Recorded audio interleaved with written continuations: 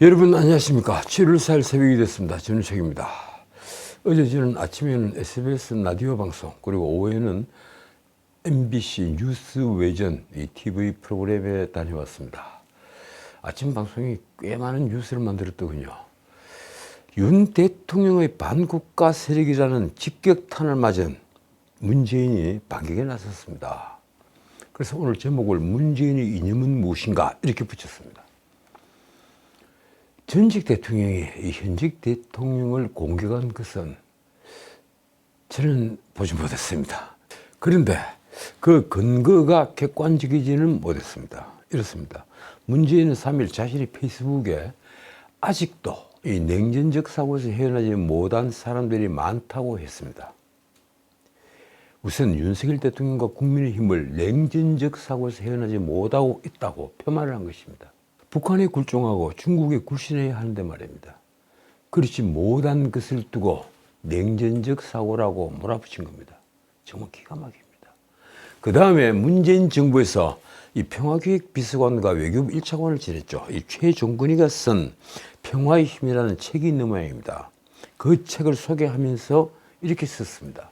평화는 국방과 외교가 더해져야 한다. 대화를 통한 남북 간의 적대해소 노력과 지정학적 환경을 유리하게 이끄는 외교 노력 없이는 쉽게 흔들리지 않는 안정적인 평화를 얻기가 어렵다. 도대체 이 문재인은 자신이 김정은과 대화를 하면서 적대 관계가 해소되었다고 믿었던 걸까요? 그래서 삶은 소대가리라는 욕까지 듣고도 웃고 넘겼습니까? 만약 그랬다면 그것이야말로 위험천만한 발상이었습니다. 문재인은 그러면서 노태우 전 대통령을 극찬하기도 했습니다. 그 점에서 공산권 국가들과 수교하고 북한과 남북기본 합의서를 체결했던 노태우 정부의 북방 정책이야말로 우리 외교사에서 가장 획기적인 대전환이고 결단이었다. 그런데 그 다음 말부터 문재인의 판단력은 통치자의 판단력이 아니라 그저 시정잡배 좌파의 수준이라는 것을 보여줍니다. 술집에서 이 막걸리 마시면서 떠드는 좌파의 수준, 딱 그 수준이라는 것을 보여줍니다. 이렇습니다. 김대중 노무현 문재인 정부는 그 정책을 개선하고 발전시켰다. 그럴 때 남북관계는 발전했고 상대적으로 평화로웠으며 균형 외교도 증진됐다. 참 기막히는 자화자찬입니다. 남북관계가 발전했다는 말은 국민을 속이는 말입니다. 생각해 보십시오. 고 이대준 씨가 서해에서 피살됐을 때 조금이라도 미안한 마음이 있었다면 문재인은 정말 자기 입에 올려서는 안 될 참아 못할 말입니다. 게다가 이 균형 외교라고 하는 망상에 아직도 빠져 있으니 대한민국이 문재인 5년 동안 살아남았다는데 저는 가슴을 쓸어내립니다. 문재인이 그 뒤에 덧붙인 말입니다. 국민소득이 큰 폭으로 증가하여 국민소득 2만 불 시대와 3만 불 시대로 도약한 것도 이때였다. 이건 또 무슨 뚱딴지 같은 소리입니까? 경제를 이렇게 간단하게 두부로 칼 자르듯이 잘라서 얘기를 할 수 있는 것입니까? 그 뒤에 한 말은 그가 얼마나 자신을 포장하는데 능수능란한지를 적나라하게 보여주는 말입니다. 그렇지 못했던 정부에서는 정반대의 일이 일어났다. 남북관계는 후퇴하고 평화가 위태로워졌으며 국민 소득까지도 정체되거나 심지어 줄어들었다. 놀랍게도 문재인은 이런 말까지 덧붙였습니다. 이처럼 확연히 비교되는데도 아직도 냉전적 사고에서 헤어나지 못한 사람들이 많다. 역대 정부가 평화를 위한 정책에서 일관성을 가지고 이어달리기를 했다면 남북관계와 안보 상황 그리고 경제까지도 얼마나 달라졌을까 생각해 본다. 요 말이 굉장히 뉴스를 많이 탔더군요. 이어달리기를 했다면 참 가지가지합니다. 제가 국가운수를 지낸 분에게 이 가지가지 한다는 표현까지 있어서 정말 미안한데 정말 가지가지합니다. 도대체 이 나라 경제를 뿌리까지 흔들어버린 자는 누구입니까? 가슴에 손을 얹고 생각해 보십시오. 투자, 생산, 소비, 수출 모든 지표가 추락을 하고 그리고 청년들의 일자리는 사라졌습니다. 체감 실업률이 25%를 넘고 실질 실업률은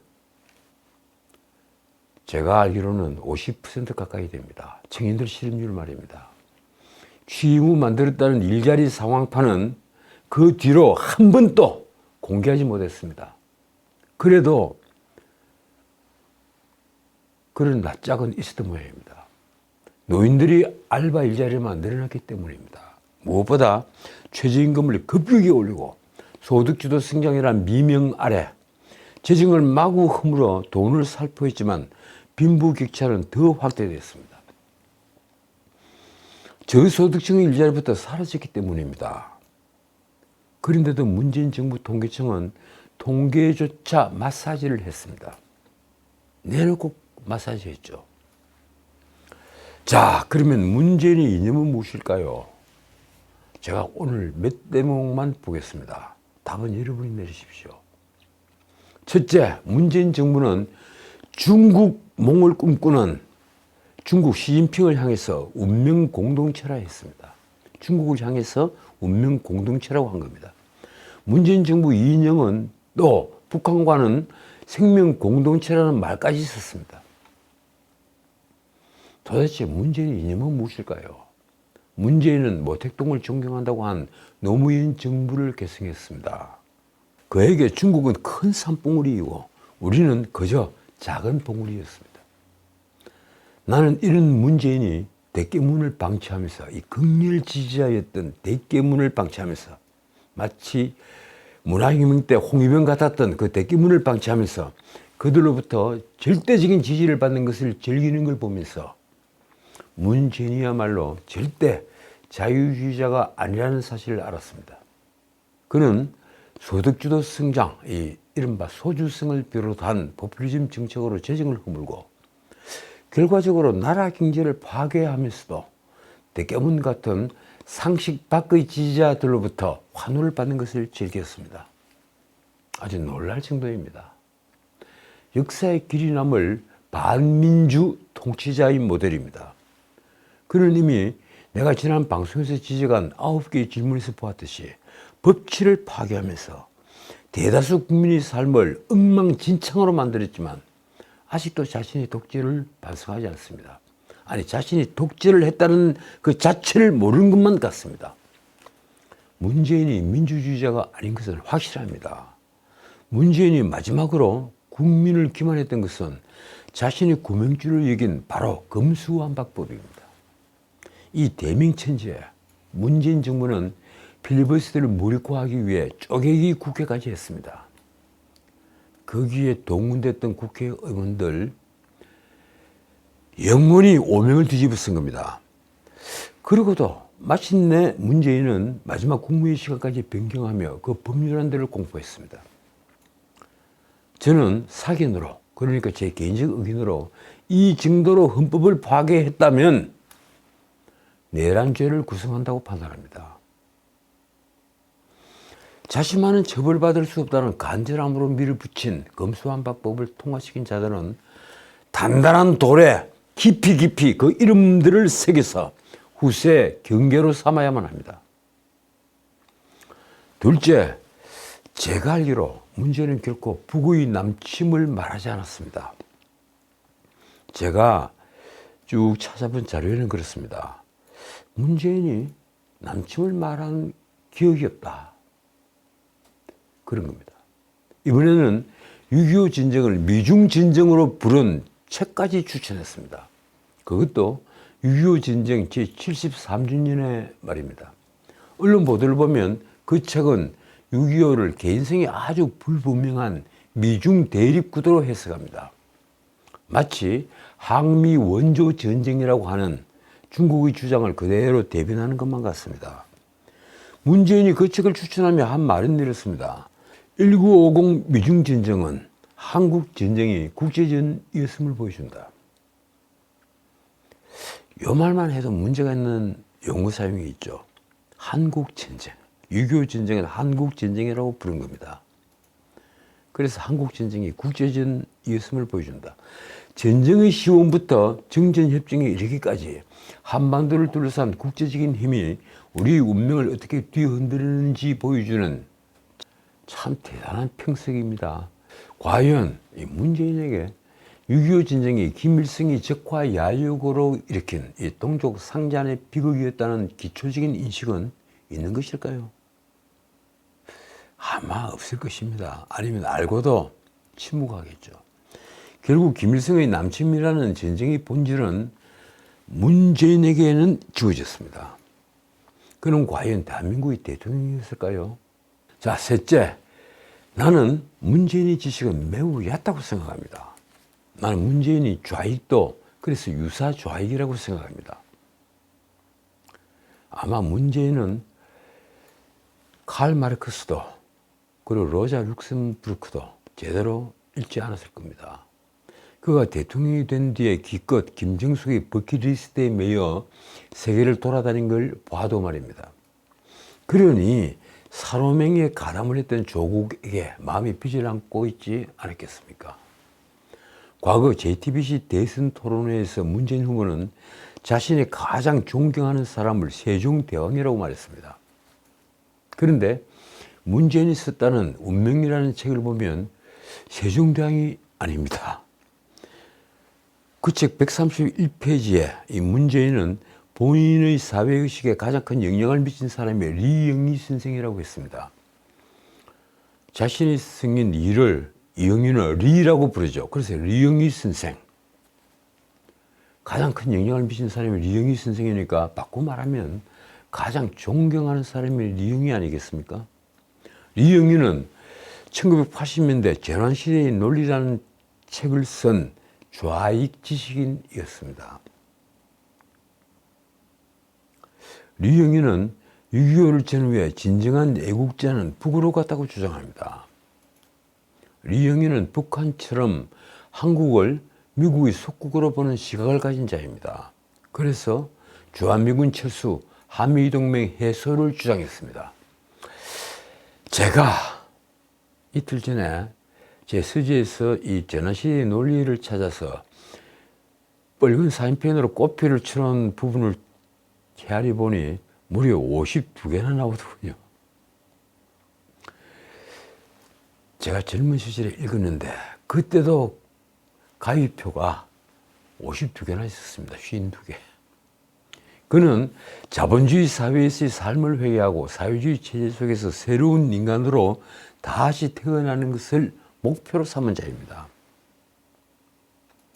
그런 리영희가 문재인에게 가장 영향을 미치던 것입니다. 문재인은 심지어 이런 리영희의 책을 읽고 베트남 전쟁에서 공산주의가 승리한 대목에서 이렇게 썼습니다. 글 속에서나마 진실의 승리를 확인하면서 잃는 나 자신도 희열을 느꼈던 기억이 생생하다. 참, 정말 놀라운 자기 고백입니다. 베트남 패망을 보면서 희열을 느꼈다. 진실의 승리를 확인했다. 문재인이 말하는 진실은 무엇일까요? 베트남 전쟁은 미국이 일으킨 부도덕한 제국주의 전쟁이라는 것입니까? 정말 그런 겁니까? 그래서 월명이 부도덕한 미국의 승리한 대목에서 희열을 느낀 것인가요?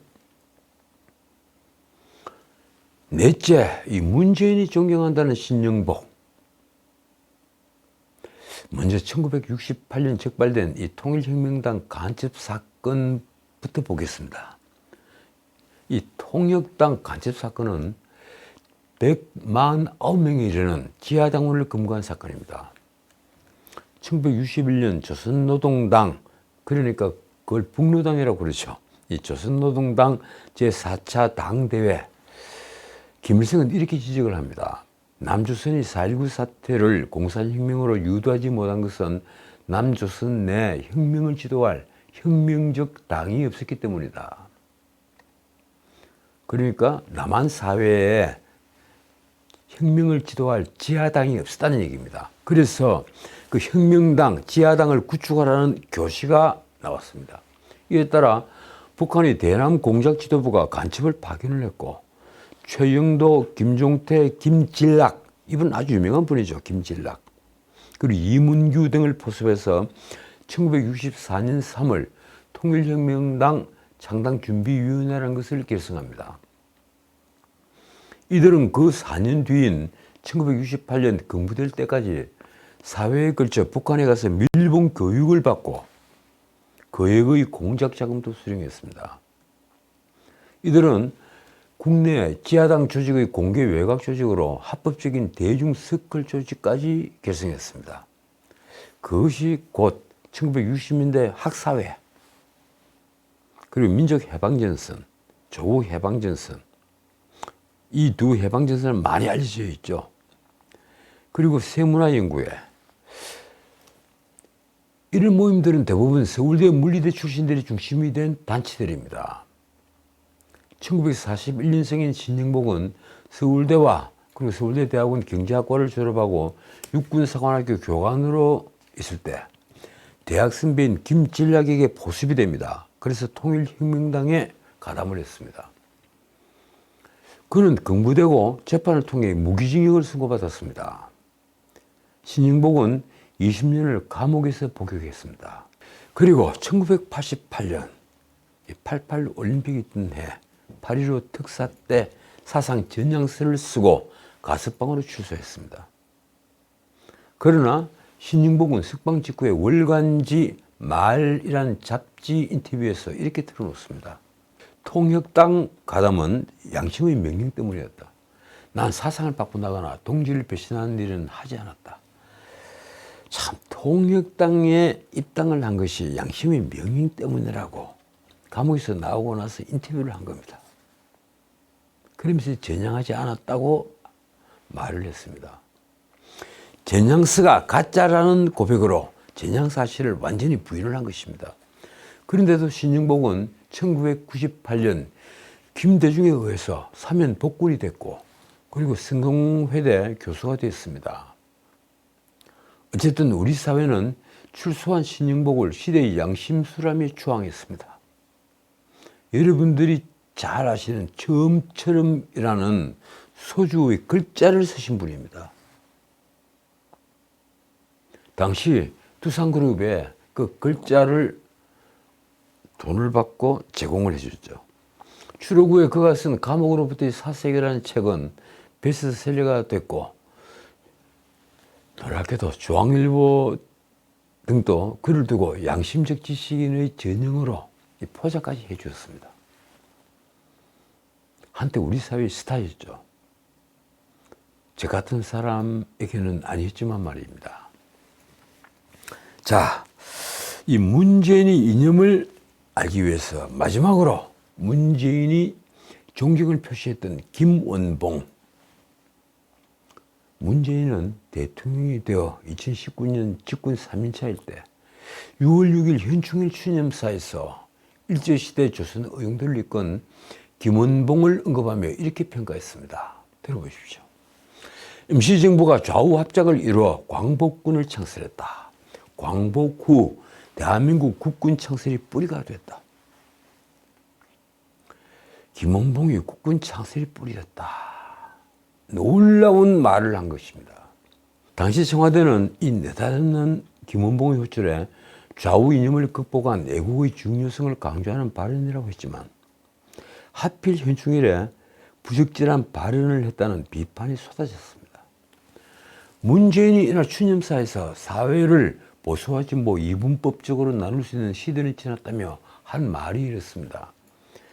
1945년 일본이 항복하기까지 마지막 5년 임시정부는 중국 충칭에서 좌우 합작을 이뤘고 광복군을 창설했다. 광복군에는 무정부주의 세력, 한국청인 전직 공작대에 이어 약산 김원봉 선생이 이끌던 조선 의용대가 편입돼 마침내 민족의 독립운동 역량을 집결했다. 그러면서 김원봉을 국군 창설의 뿌리라고 칭송했습니다. 통합된 광복군 대원들의 불구리 항쟁의지, 연합군과 함께 기른 군사적 역량은 광복 후 대한민국 국군 창설의 뿌리가 되고 나아가 한미동맹의 토대가 됐다. 참 이 3단 문법으로 따지면 김원봉이 한미동맹의 토대가 됐다 이런 얘기입니다. 기가 막히는 구조입니다. 당시 청와대는 기자들에게 애국 앞에서 이념의 문제나 정파의 문제를 뛰어넘자는 것이 문재인 발언의 취지라고 했습니다. 정말 그뿐입니까? 김은봉은 1948년 월북 이후에 북한 최고인민회의 제1기 대의원이 됐고 같은 해 9월 국가검열상에 오르는 등 사회주의 독립운동가였습니다. 북한 정부의 노동상도 지냈죠. 실권자였습니다. 어쨌든 김은봉은 이런 북한 정권 가담자로서 본체 국가유공자 선정 대상에서 그동안 제외됐던 것입니다. 그런 김은봉을 약산이라는 그의 호까지 불러가며 문재인이 하필이면 현 중일에 띄워올린 것입니다. 그렇다면 도대체 문재인의 이념은 무엇일까요? 당시 자유한국당 전희경 대변인의 논평에 이런 표현이 있습니다. 6.25 전사자들을 뒤에 모셔두고 북의 전쟁 공로자의 헌사를 보낸 대통령이 최소한의 상식의 선안에 있는지 묻고 싶다. 청와대와 집권 세력이야말로 가장 극단에 치우친 세력이라 평가할 만하다. 윤 대통령이 양산이 문재인에게 반국가 세력이다. 이렇게 칼을 뽑은 그 다음 주 어제 리얼미터 여론조사 결과가 나왔습니다. 물론 윤 대통령의 발언은 일주일 내도록 조사를 하는 리얼미터 여론조사에 직접적인 큰 영향을 미칠 수가 없습니다. 마지막 하루 정도는 빼고 말입니다. 이 여론조사에서 윤석열 대통령의 지지율이 5주 만에 40%대에 다시 진입했습니다. 리얼미터가 6월 22일부터 30일까지 5일간 전국 2,505명을 대상으로 한 조사 결과입니다. 윤 대통령 국정수행 긍정평가는 41.0%, 그리고 부정평가는 55.1%입니다. 전주 대비 긍정평가는 3.0%포인트가 올랐고 부정평가는 2.4%포인트가 낮아졌습니다. 그 사이 5.4%포인트가 줄어든 겁니다. 긍정과 부정의 격차는 그래도 13.1%포인트로 여전히 오차범위 밖에 있습니다. 연령별로는 60대 지지율이 가장 크게 올랐고 2030 청년층도 상승을 했습니다. 60대는 지난주 대비 10.7%포인트나 올라 56.5%로 과반을 넘었습니다. 18살부터 29살까지 그러니까 20대 청년층들은 5.2%포인트가 상승해서 37.4%입니다. 30대도 4.8%포인트가 올라 41%를 기록했습니다. 그런데 40대와 50대는 각각 29.1%와 33.6%로서 상대적으로 지지율이 낮았습니다. 세대 간 인식의 차이는 여전히 있는 것입니다. 가장 취약한 지역은 광주 제자 지역입니다. 24.2%. 그리고 그 다음이 인천, 경기 39.3%였습니다. 총선이 9개월 남은 지금 국민의힘으로서는 수도권에서 이제 반전의 기반이 마련된 셈입니다. 40% 가까운 지지를 확보를 했으니 말입니다. 민주당이 1일 서울시청 앞에 총 집회를 했습니다. 뭐 때문일까요? 하나죠. 국제 원자력 기구 IAEA가 4일 일본 정부의 후쿠시마 오염수 방류 안전성에 관한 평가 보고서를 전달하니 그에 앞서 시간을 다퉈서 오염수 방류 규탄 대규모 집회를 이제 서울에서 연 것입니다. 민주당으로서는 자신들이 온갖 리스크, 그러니까 이재명의 사법 리스크부터 돈 봉투 사건 그리고 코인 게이트까지 악재를 덮을 사건으로 휘발성 높은 후쿠시마 원전 오염수 방류 문제를 잡았습니다. 이날 집회에서는 아주 극단적인 언사까지 나왔습니다. X를 먹을지언정 후쿠시마 오염수를 먹을 수 없다. 그 X가 뭔지는 다들 아시죠? 방송을 다 탄 말이니까 말입니다. 임종성 의원의 말입니다. 아마 이 말은 30일 노량진 수산시장에서 수조 속 바닷물을 마신 이 국민의힘 국회의원 한 두 분의 행동 때문일 것입니다. 그 바닷물을 왜 먹는가요? 솔직히 기가 막힌 행동이었습니다. 그것도 3선 의원, 5선 의원이 말입니다. 민주당이 믿는 건 국민 여론입니다. 다들 아시겠지만 국민 여론은 아주 뻔합니다. 먹으려고 하는 여론이니까 말입니다.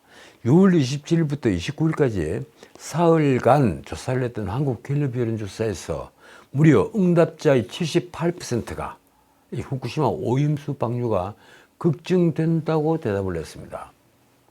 78%이니까 사회의 대부분이 이 오염수 방류가 걱정된다 이렇게 의견을 표출한 겁니다. 그 중에 62%는 매우 걱정된다 이런 의견 비율입니다.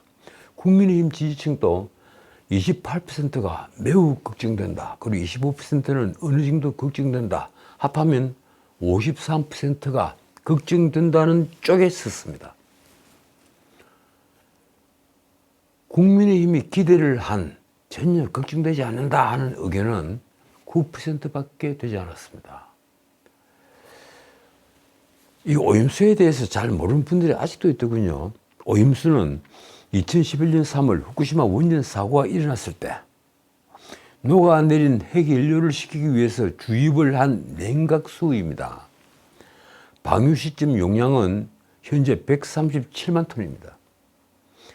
제가 얼마 전 133만 톤이라고 했는데 그동안 또 4만 톤이 늘었습니다. 일본은 다액종 제거 설비 알프스를 통해 방사성 물질을 대부분 걸러낸 뒤에 IAEA 검증을 거쳐 방류를 하겠다고 밝혀왔습니다. 그렇게 그러고 나면 삼중수소만 남는다고 합니다. 어떻든 여야를 떠나 전문가들은 우리 정부가 좀 더 적극적으로 대응할 필요가 있다 이렇게 지적을 합니다. 국민들 의견도 있는데 좀 소극적이지 않느냐 이런 의견인 것입니다. 또 오염수 방류 개시 이후에도 면밀한 감시를 하기 위해서 국내 반대 여론을 지렛대로 활용하라는 조언들이 전문가들에게서 나오고 있습니다. 앞서 태평양 섬국가 18나라가 만든 이 태평양 도서국 포럼 PIF라고 하더군요. 이 PIF는 독립적 자문단을 통해 1년간 검증을 한 끝에 오염수 방류 연기를 일본에 강력하게 촉구했습니다. 태평양에 산재를 한 섬나라들 18나라입니다. 그러니까 우리보다도 어쩌면 더 당사자일 수 있습니다. 그런데 IAEA 최종 보고서 발표일이 4일로 다가오자 당정이 3일, 어제 IAEA 검증 결과 보고 후속 대책 간담회를 가졌습니다. 그 뒤에 아주 중요한 일종의 선언이 나왔습니다. 이렇습니다. 우리 국민이 안심할 때까지 후쿠시마 수산물 수입을 기간의 제한 없이 금지할 것이다. 원내대표 윤재욱이 정부 종합 발표 전에 먼저 알린 내용입니다. 그러면서 한 말이 이렇습니다.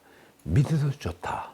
10년, 20년, 30년, 50년, 100년 그 기간이 중요한 게 아니라 정부 차원에서는 국민 먹거리 관련 어떠한 불안한 일도 있어서는 안 된다는 확실한 생각을 갖고 대응을 할 것이다.